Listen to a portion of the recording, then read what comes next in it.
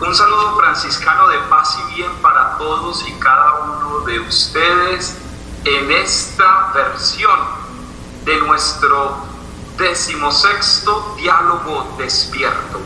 En realidad es una alegría estar el día de hoy con nuestros invitados y de manera especial no podríamos dejar de lado la voz de la Iglesia y en parte la voz de un hombre tan admirado no solamente en Colombia sino también en la Arquidiócesis de Bogotá. Se trata del ilustrísimo Monseñor Pedro Fernando Mercado Cepeda, o como lo conocemos algunos, Monseñor Pedro Mercado. Monseñor Pedro, gracias por estar con nosotros y quiero recordarle a nuestra audiencia que él actualmente es el párroco de Nuestra Señora de Tocoroma en la Arquidiócesis de Bogotá. Además se desempeña como presidente del Tribunal Eclesiástico de la Arquidiócesis de Bogotá, delegación que recibió de manos de nuestro anterior cardenal, Monseñor Rubén Salazar, y también ha trabajado en la Conferencia Episcopal de Colombia. También él ha desarrollado diversos estudios, no solamente en filosofía, sino también en teología, y también debemos recordar a toda nuestra audiencia que él es licenciado en Derecho Canónico y doctor en Filosofía Política por la Universidad de la Santa Cruz en Roma. Por eso es una alegría, Fray Carlos, tener hoy a Monseñor Pedro, que haya aceptado estar con nosotros, que haya querido dialogar hoy en estos diálogos despiertos, después de haber estado con una de las poetas y mejores escritoras de Argentina la semana pasada. Ahora hoy nos encontramos con Monseñor Pedro para dialogar sobre los efectos del secularismo moderno en tiempos de incertidumbre. Bienvenido, Carlos, qué alegría estar contigo. Bueno, paz y bien, Jonathan, muchas gracias pues por recibirnos como siempre en estos diálogos despiertos. Monseñor, pues bienvenido a este diálogo despierto, que sea una oportunidad para seguir profundizando en nuestra experiencia de fe y cómo el mundo de alguna manera nos reta en la actualidad. Monseñor, ¿cómo se siente en este momento? Bueno, muy feliz, además de acogerlos aquí en la sede del Tribunal Eclesiástico de Bogotá. También un saludo franciscano de paz y bien para todas las personas que se conectan en este momento con nosotros. Bueno, vamos entonces a comenzar a dialogar, porque de eso se trata, aprender a dialogar y en este proceso de escucha y de diálogo aprender de las ideas de nosotros. Y hoy queremos aprender con Monseñor para hablar de los efectos del secularismo moderno. En tiempos de incertidumbre, ciertamente no son tiempos fáciles, todos lo hemos reconocido, pero qué bueno que hoy, Monseñor, usted nos pueda ayudar, nos pueda ilustrar sobre este tema del secularismo, comenzando por una pregunta, y es, ¿qué es el secularismo? Porque finalmente no podemos partir del presupuesto de saber qué son los conceptos. Creo yo que es importante explicarlos y desde allí definirlos para comenzar a dialogar. Hablemos un poco sobre esa diferencia entre secularismo, secularización, qué serían estos y cómo se diferencian. Fray Jonathan, indudablemente que la pregunta es bastante compleja. Definir las realidades culturales, las realidades sociales, no es fácil, y mucho menos el fenómeno del secularismo. Tendríamos que decir que desde una perspectiva histórica, por secularismo se entiende la progresiva independencia del mundo secular, es decir, el mundo del trabajo, el mundo del gobierno, el mundo de la economía, el mundo de las ciencias, el amplio campo del mundo de la educación, de la tutela que durante siglos la Iglesia ejerció, la Iglesia como institución ejerció sobre estas realidades. Pero más allá de esa concepción histórica de independencia, de separación e incluso de relaciones dialécticas, de progresivo enfrentamiento, una de las características más importantes del secularismo es que ha tomado forma en la mente y en el corazón de los ciudadanos, y yo diría incluso de los fieles católicos, que entienden hoy la vida religiosa y sus compromisos de fe como una realidad absolutamente autónoma e independiente respecto a sus compromisos ciudadanos, a su vida corriente, a su vida ordinaria, hacia las exigencias propias incluso de su vida profesional en los distintos campos en los cuales se desarrolla. Es por tanto un fenómeno muy complejo que es difícil de definir, pero que podemos de alguna manera intuir sanamente sus consecuencias.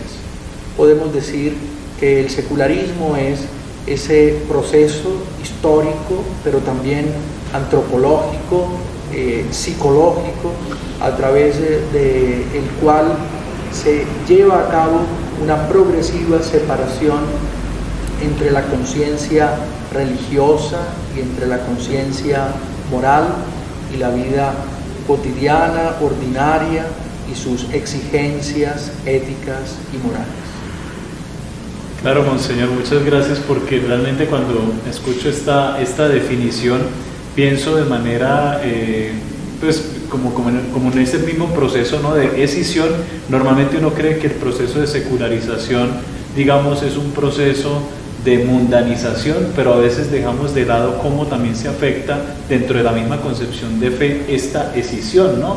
Es decir, la fe para el templo, y en lo cotidiano de mi vida, pues yo digo, vivo de otra forma, ¿no? Creo que esta perspectiva es un llamado también para nosotros como a reaccionar y a no creer que la secularización es solo mundanización, podríamos decirlo así, sino que la secularización también es casi que se vuelve como en una dicotomía en la propia vida, ¿no? Esta doble experiencia que nos puede llevar a afectarnos, incluso a hacer una decisión de nuestra vida de fe, ¿cierto? Claro, un fenómeno tan complejo desde la perspectiva histórica, antropológica, pero también psicológica, es decir, la manera en que yo me entiendo y me interpreto como ser humano, ya no simplemente en conexión con Dios, sino dejando a Dios en distintas etapas y manifestaciones de mi vida aparte, como si en efecto Dios tuviera poder sobre mí, pero solo en los temas de iglesia y espiritual, mientras que en los demás temas yo me autogobierno, yo soy plenamente autónomo. Uno de los elementos o de las consecuencias a analizar es sin lugar a dudas la mundanización. Es una de las consecuencias que se puede presentar incluso dentro de los fieles de la Iglesia católica o de las iglesias cristianas, o también dentro de otras confesiones de fe. En los diálogos amplios con los líderes religiosos, este fenómeno de la secularización y este fenómeno de la mundanización, que es consecuencia de esa secularización, preocupa enormemente. Pero también el relativismo moral, la ausencia de raíces claras, la ausencia también de objetivos claros para la vida, pues son consecuencias de este proceso de secularización progresiva que vive nuestra cultura, nuestra sociedad, también Colombia, y que vivimos también internamente cada uno de nosotros. Todos somos de alguna manera hijos de este proceso de secularización.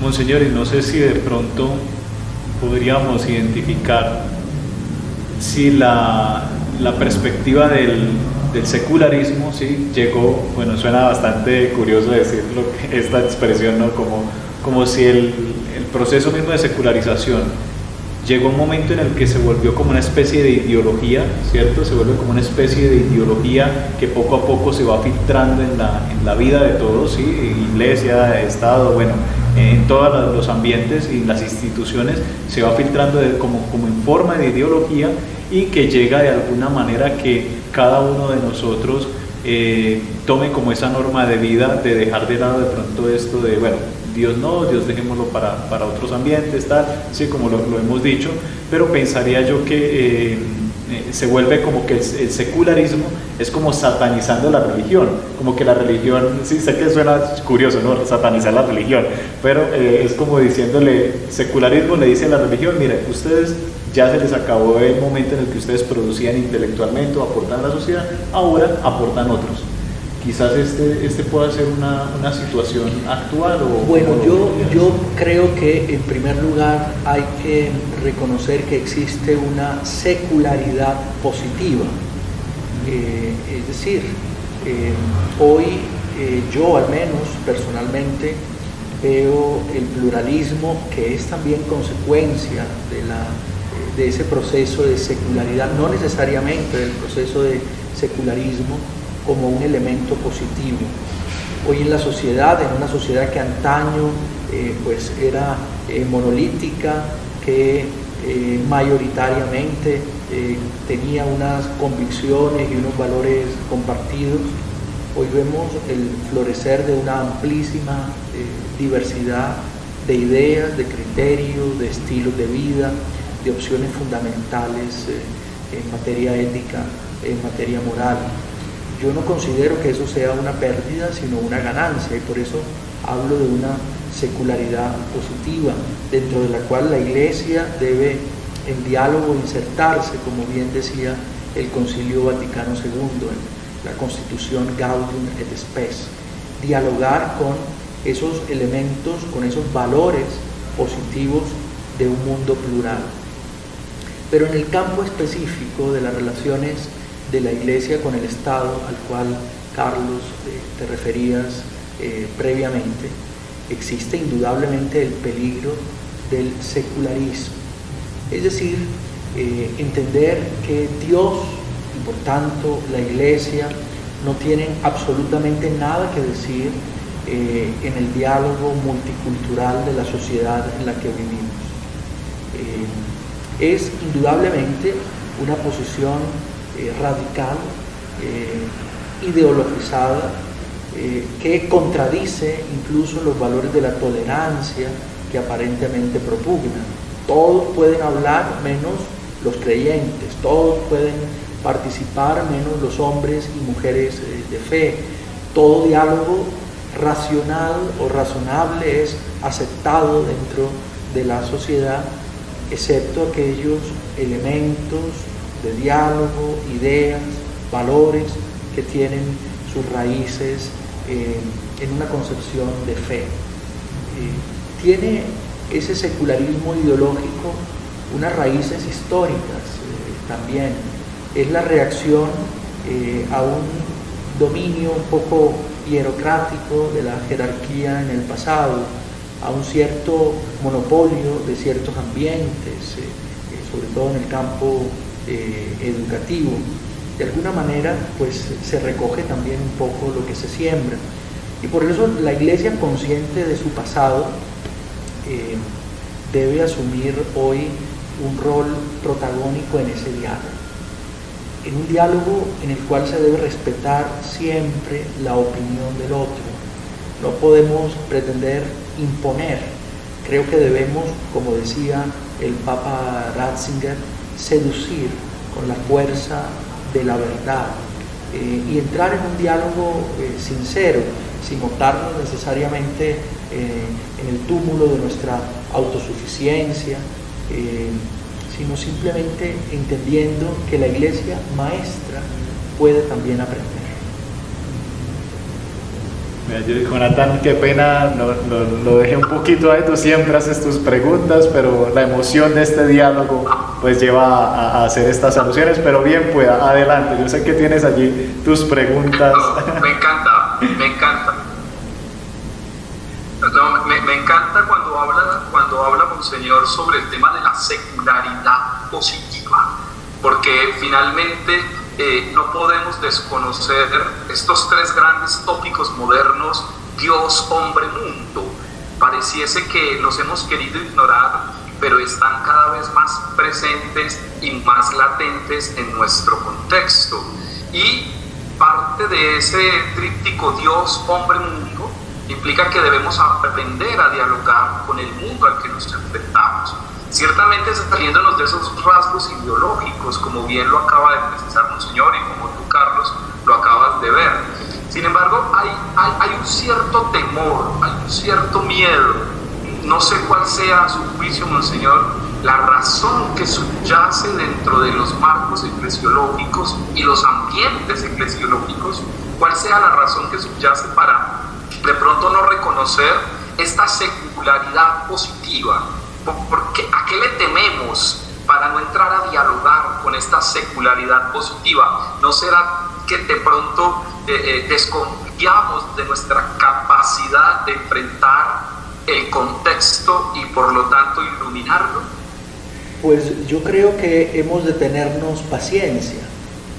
Estamos viviendo un fenómeno muy importante de cambio, y los cambios indudablemente que producen en algunos desconfianza, sobre todo cuando los cambios se dan de manera tan abrupta, acelerada, prácticamente como una ruptura. Aparecida decía, no estamos simplemente en una época o en un tiempo de cambios, sino en un cambio de época. Vivimos en efecto un cambio epocal, y eso produce pues una ruptura.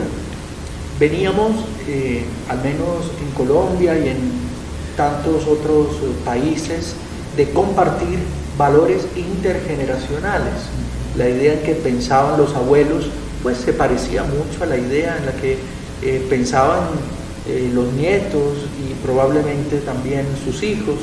Había dentro de la familia una unidad general de criterio. Hoy nos damos cuenta que la realidad de la posmodernidad, con todas sus implicaciones, una de ellas también la realidad del secularismo y de la secularidad, por otra parte, impactan en la manera de pensar de las nuevas generaciones e implican una ruptura de valores respecto a las creencias de sus antepasados, de sus abuelos o incluso de sus padres. Hoy el cambio generacional se hace pues, de una manera mucho más acelerada, y eso indudablemente que a algunos los asusta, crea incertezas, pero el miedo no es el camino. Creo que el camino es el camino de Cristo en su Evangelio, que es el camino de la apertura, el camino del encuentro, el camino de la confianza. Jesús sabe dialogar con quien piensa distinto, y aún así es capaz de tocar el corazón y de transformar vidas. Los evangelios, en efecto, pueden interpretarse desde esa realidad del pluralismo. Cristo es el que se acerca no simplemente a quienes piensan, oran o viven como Él, sino es el que alarga la mano de Dios para tocar la vida de la mujer samaritana, para transformar la vida de la mujer hemorroísa, aquella mujer que según la ley estaba excluida del culto y de la vida social. Hay un gran esfuerzo en el Evangelio por mostrarnos a un Jesús que rompe fronteras, que camina por lugares donde un judío, observante, no debía caminar. En definitiva, un Cristo que sabe escuchar y desde la caridad proponerse a sí mismo como camino, como verdad y como vida. Monseñor, hace un momento mencionabas lo de el documento de la Iglesia, sí, en Gaudium et Spes, Vaticano II, citando allí este diálogo entre Iglesia y mundo, relacionado un poco con este tema de la secularidad positiva. Sí, ahí está como muy vinculado este tema, y al ver en ese diálogo entre Iglesia y mundo, pienso en uno de estos principios que incluso menciona allí la doctrina social de la Iglesia sobre la tolerancia, ¿sí? Esta perspectiva de la tolerancia para ir aportando a la misma verdad. Citaba hace un momento a Ratzinger, y creo que es una oportunidad de recordar este término de tolerancia que de alguna manera se puede ir desapareciendo, ¿no? Se puede ir como dejando a un lado, como que... O se puede incluso malinterpretar. Exacto, sí. ¿Podría profundizar un poquito en este tema de la tolerancia y aprovechar este Bueno, espacio? es importante también entender que las relaciones de la Iglesia y mundo, después del Concilio Vaticano II, pues han tenido profundas transformaciones. El Concilio Vaticano II se desarrolla en un ambiente en el que la Iglesia sostiene con el mundo intelectual, con la mayoría del mundo intelectual europeo, pues un intercambio importante. Surge la idea de lograr una conciliación o incluso como un resumen, como unos valores comunes. Recuerden que políticamente en ese tiempo, en aras de evitar la guerra, se propugna mucho por el diálogo, por la caída de las grandes ideologías. Se plantea el camino precisamente del encuentro como respuesta a la violencia fratricida que, bueno, ensangrentó a Europa y al mundo. Pero progresivamente nos hemos encontrado con otro escenario muy diferente al de la apertura del mundo a escuchar la voz de la Iglesia y la apertura de la Iglesia a escuchar la voz del mundo. Hoy en la Iglesia existen elementos reaccionarios frente a esa voz del mundo, y existen también en el mundo elementos fuertemente ideologizados y reaccionarios frente a la verdad que la Iglesia en Cristo manifiesta. Hay por tanto una tendencia de separación, de enfrentamiento, pero existe también, gracias a Dios, tanto en la Iglesia como en el mundo, personas que apostamos por el encuentro, apostamos por la capacidad del Evangelio para interrogar también al hombre contemporáneo, no simplemente al hombre contemporáneo creyente. En definitiva, creo yo que desde la perspectiva del Concilio Vaticano II hay que seguir apostando por la vía del diálogo, que incluye también la tolerancia.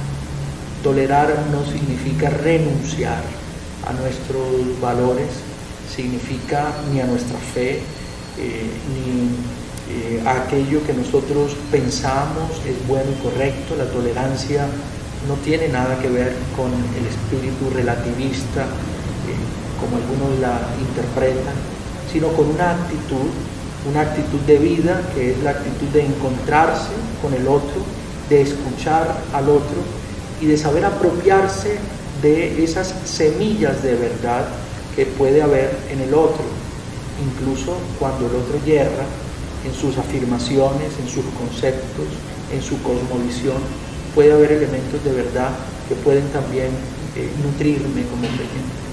Claro, incluso cuando miramos, también mencionaba lo de la opción fundamental, ¿no? Cuando mencionaba esto como una, digamos que un proyecto que se tiene en la vida, esos no negociables o esto sí que le digo a mi vida, ¿cierto? Este término de opción fundamental también creo que es clave entender que incluso este término nos lo brindó el mundo, poniéndolo en estos términos, ¿no? Porque dentro de la Iglesia después se hacen rastreos bíblicos de esto, pero son términos que, esto es un ejemplo simplemente para decir cómo en el diálogo con el mundo se aportan cosas realmente significativas, ¿no? Esto es un ejemplo. No, y yo creo que hoy las ciencias sagradas, la teología, por ejemplo, los estudios bíblicos, pues han recibido una enorme contribución de las ciencias que se han desarrollado por fuera, ¿no?, de la tutela misma de la Iglesia como institución. Yo creo que, vuelvo nuevamente a la perspectiva histórica, ¿no? Si uno hace un análisis histórico de las relaciones Iglesia-mundo después del Concilio Vaticano II, yo al menos interpreto este diálogo como una enorme ganancia para la Iglesia, pero también una enorme ganancia para el mundo. Hoy el mundo indudablemente que necesita de la espiritualidad. Hoy esos jóvenes que son fruto de ese proceso de desacralización que comporta también el secularismo, esos jóvenes que viven en un mundo donde raramente se puede saber con claridad qué es lo bueno y qué es lo malo, esos jóvenes necesitan de un componente espiritual muy importante. Y yo creo que la Iglesia está llamada a aportarle al mundo ese componente espiritual. La secularización nos interpela y nos llama a ser cada día más esenciales. Durante mucho tiempo pudimos en teología discutir sobre los posibilia de Dios y sobre muchos temas éticos y morales, cayendo en una casuística a veces un poco enferma. El secularismo nos demuestra que Cristo, la propuesta de Cristo, la persona de Cristo es la verdad fundamental que se puede proponer al mundo. Cristo llena, Cristo da sentido en un mundo sin sentido, da certezas en un mundo sin certezas, sigue siendo camino, verdad y vida. Así que la secularización de manera positiva puede ser asumida en la Iglesia como un llamado a ver el gran tesoro esencial que tenemos, que no es necesariamente la institución, sino al fundador, a Cristo Jesús, él mismo. Claro, incluso ya le doy la palabra a Jonathan, solo un comentario así de paso. Pienso en los jóvenes que en ocasiones se acercan, preguntan sobre la fe y cuando están en su vida cotidiana en direcciones espirituales, escuchando jóvenes, siempre llegan al punto y dicen, bueno, mire, Fray Carlos, yo tengo amigos que no son creyentes y los valoro muchísimo y los quiero y los amo. Y yo digo, bueno, es que ahí está esa semilla del verbo, como lo ha dicho, porque uno no calcula ser amigo de alguien, ¿sí? Y esto es algo valioso también, donde dice, es que tú no te acercas a esta persona por lo negativo que tú ves, sino es porque realmente hay algo que en lo que ves, un verdadero amor, una experiencia de verdadera amistad, y esto no se calcula. Y es ahí donde creo que es un ejemplo como también muy concreto, muy de lo cotidiano, que los jóvenes también pueden evidenciar en sus vidas, ¿no? Jonathan.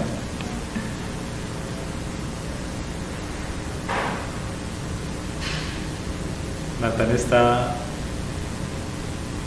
está procesando.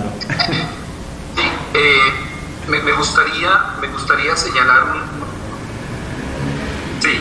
me gustaría señalar un aspecto. Acá me están escuchando bien, perfecto. Te escuchamos. Bien, acá, bien. Perfecto. Me gustaría señalar un aspecto que han subrayado que me parece de enorme importancia, y es ver a Cristo como el maestro de las diferencias. Considero yo que la diferencia no es una amenaza, la diferencia es una oportunidad, y entrar en diálogo con los procesos de secularización implica ver a Cristo como el maestro de las diferencias, y no solo nosotros desde visiones religiosas o algunos sectores eclesiales de visiones religiosas ver la diferencia como amenaza.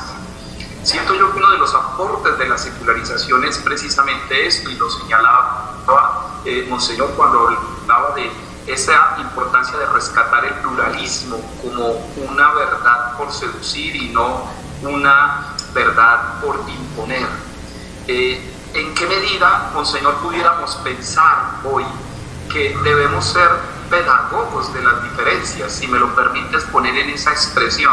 Porque si Cristo es el maestro de las diferencias, de alguna manera nosotros hemos de ser pedagogos de esas diferencias. ¿Cómo vamos haciendo ese campo seductor para que en muchos las diferencias sean leídas como oportunidad y no como amenaza? Jonathan, tocas uno de los puntos, creo yo, más importantes de la labor evangelizadora de la Iglesia hacia el futuro. Claro, en una sociedad fragmentada, incluso generacionalmente, pero en una sociedad donde los hombres, mujeres, interiormente también están fragmentados, es una de las características de la cultura posmoderna, la fragmentación interior a nivel emocional, a nivel ético también, incluso a nivel moral y religioso. Indudablemente que la propuesta de la Iglesia de reconciliación la predicación permanente de la Iglesia, de la paz. Cristo es nuestra paz, decía el apóstol Pablo, adquiere una relevancia muy grande. Creo que es uno de los aportes más importantes que la Iglesia, en este amplio campo del pluralismo cultural en el que vivimos, puede hacer. La Iglesia apuesta por sumar, no por restar, no por dividir. Somos católicos porque somos capaces, además de asumir la universalidad de lenguas, la universalidad de culturas, la universalidad de pensamientos. Ya desde las raíces bíblicas nos damos cuenta, lo señalabas ahora, que Cristo en efecto es maestro de las diferencias. Si hay algo a lo que le ha apostado la Iglesia Católica en Colombia, ha sido precisamente a ser pedagoga de esa reconciliación y de esa paz que nuestro país, un país en conflicto, un país que no ha sabido muchas veces gestionar sanamente las diferencias a nivel ideológico, a nivel social, a nivel político, creo que es uno de los aportes más importantes que la Iglesia en el país ha hecho y que la Iglesia hace, presentar el diálogo como propuesta, como cultura, la cultura del encuentro, que es la cultura de la reconciliación y de la paz. Saber que el otro me interpela, algo importante. Fíjate que Monseñor es un maestro en esto, porque a él ha correspondido también trabajar como capellán en la relación en el Congreso de la República. Inclusive sabemos de su experiencia en todo el marco cuando fue subsecretario de la Conferencia Episcopal de Colombia, cómo le correspondió también esta relación de Iglesia-Estado, y por eso sé que tiene mucha autoridad en esto. Y qué interesante, Monseñor, ampliar un poco eso que usted acaba de hablar, porque yo sé que eso tiene una historia. Yo sé que detrás de toda esa el marco del encuentro, de la cultura del encuentro, de Cristo como paz, etcétera, hay todo un trayecto que a ti te tocó de alguna manera también combatir, muchas dialécticas en términos de lo cultural, de lo político, de lo religioso, y en esos tópicos te correspondió moverte mucho tiempo. No sé cómo podemos iluminar a nuestros fieles sobre cómo la secularización ahí se convirtió en una oportunidad, y yo sé que para ti lo fue. Bueno, una de las consecuencias de la secularización, ya lo decíamos antes, es la fragmentación. Y esa fragmentación que se produce también de manera interna, antropológica, se produce también externamente, a nivel social, a nivel político. Y hay obviamente fuerzas centrípetas, yo las llamo así, es decir, fuerzas que quieren acentuar la división, y que sobre todo a nivel social y a nivel político, digamos, se mueve más en la lógica de la dialéctica y del enfrentamiento, en la lógica de la reconciliación, en la lógica, en la psicología, así la llamo yo, del encuentro. Colombia ha padecido indudablemente a nivel social y político las consecuencias de esa lógica centrípeta, de esa lógica de división, y hay que reconocerlo. Hay factores, elementos de la política y de la sociedad a las cuales les corresponde favorecer la división del pueblo, hacernos ver no como hermanos, sino como enemigos, porque decía mi abuela, que era también un poco filósofa, en Río Revuelto, ganancia de pescadores. E indudablemente un pueblo dividido puede ser fácilmente un pueblo dominado. La Iglesia apoya en cambio el diálogo, la unidad, la sanación de las heridas. Yo creo que esa ha sido la apuesta de la Iglesia, que para mí también en mi ministerio sacerdotal ha sido un compromiso importante.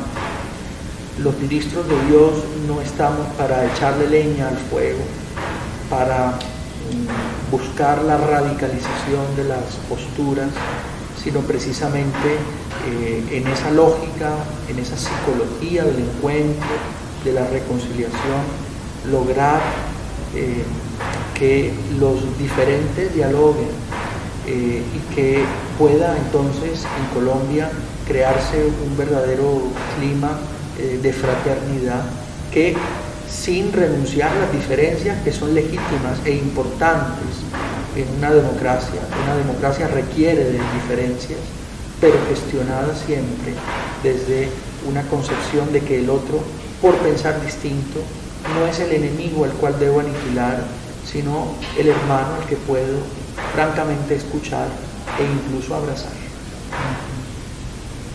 Recuerdo mucho en la oración por la paz de San Francisco de Asís que se menciona que busque no tanto ser comprendido, sino comprender, ¿no? Esta es la situación. Sí, a esa lógica y a esa psicología me refería. Es una manera de pensar, el cual además la tradición franciscana tiene una amplísima experiencia. Francisco, por ejemplo, en el diálogo interreligioso rompe fronteras, es capaz de encontrarse con el enemigo, ¿no? En aquel momento del paradigma cultural y religioso, el enemigo era el otomano, el enemigo era quien tenía o practicaba la religión musulmana, y él es capaz de ver allí no un adversario, no simplemente un enemigo, sino un hermano en Cristo. Y yo creo que ese es el gran secreto del diálogo y de la espiritualidad del diálogo que hay detrás. Monseñor, mira, esta alusión a lo franciscano, de verdad, mil gracias, porque hace realmente, pues, nos lleva a nosotros como a sentirnos en compromiso también, ¿sí? Esta alusión. Yo no creo que, no en vano, el nombre del Papa es Francisco. Yo creo que el Papa entiende que esa visión franciscana de la evangelización desde una perspectiva de lo humilde, del hombre de a pie, del que está desprovisto de vanidad y de poder, de esas formas de dominio que fueron también muy propias de una concepción de iglesia, en algunos casos ya superada, no en todos, es el camino del encuentro con Jesús. La iglesia no solamente predica a Jesús, sino que vivencia a Cristo a través de esas opciones fundamentales de vida, la simplicidad, el diálogo, el encuentro con quien piensa diferente. En definitiva, un llamado a la fraternidad universal que el Papa concretiza en eso que llama la amistad social y que tiene también unas consecuencias políticas.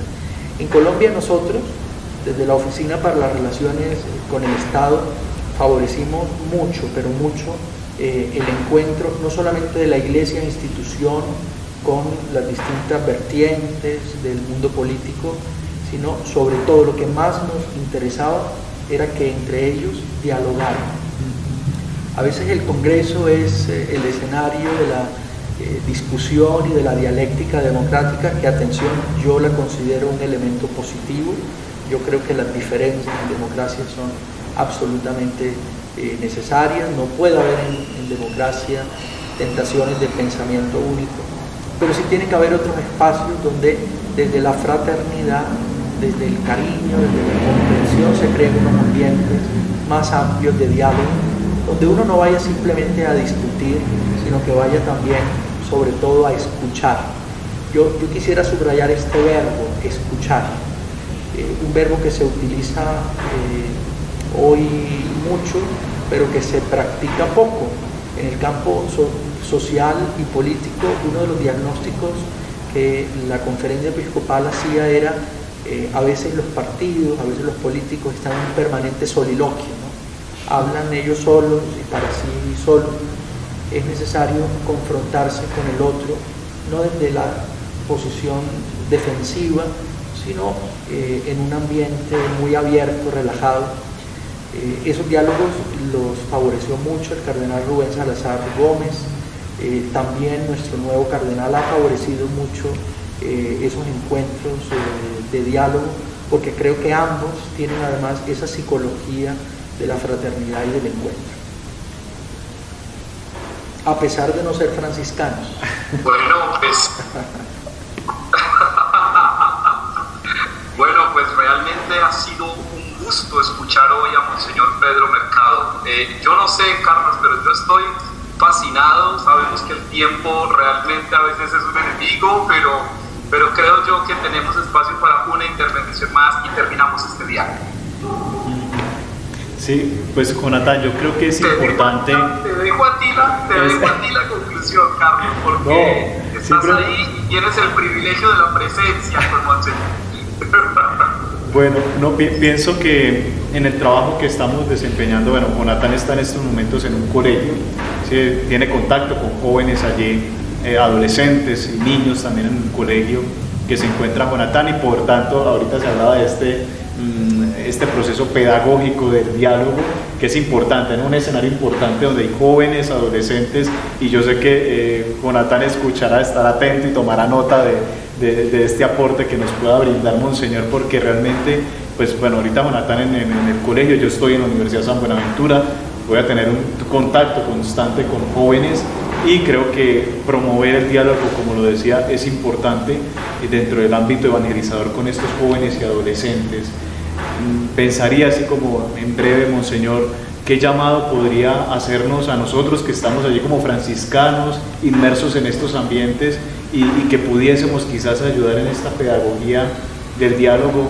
Como qué llamado concreto podría hacernos a cada uno de nosotros? Alguien me decía una vez, qué fácil se aprende a odiar, y en efecto es muy sencillo sembrar en el corazón, sobre todo de los niños y de los jóvenes, ¿no? Que son mentes maleables para lo bueno, pero también para lo malo. Qué fácil es enseñarles a odiar, entrar en esa enferma psicología del conflicto.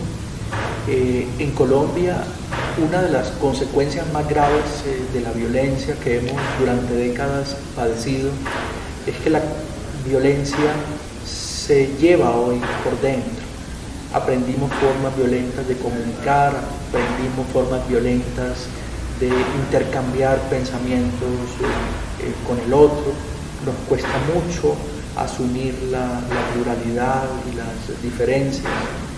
Así que yo creo que para ustedes, evangelizadores del mundo digital, pero también para todas las personas que nos escuchan, la apuesta por el encuentro, la sanación de esas heridas históricas de la violencia, la apertura al diálogo, a la cultura del encuentro, a valorar positivamente lo diferente, a no vernos como enemigos sino como hermanos. Yo creo que es la gran propuesta del Evangelio, la gran responsabilidad que como creyentes tenemos para Colombia, pero también para el mundo. Un mundo donde se agudizan las guerras, donde se agudizan los conflictos, un mundo donde crecen los nacionalismos, un mundo que parece condenado a repetir la historia, triste historia del pasado, que parece no haber aprendido suficientemente las lecciones del ayer.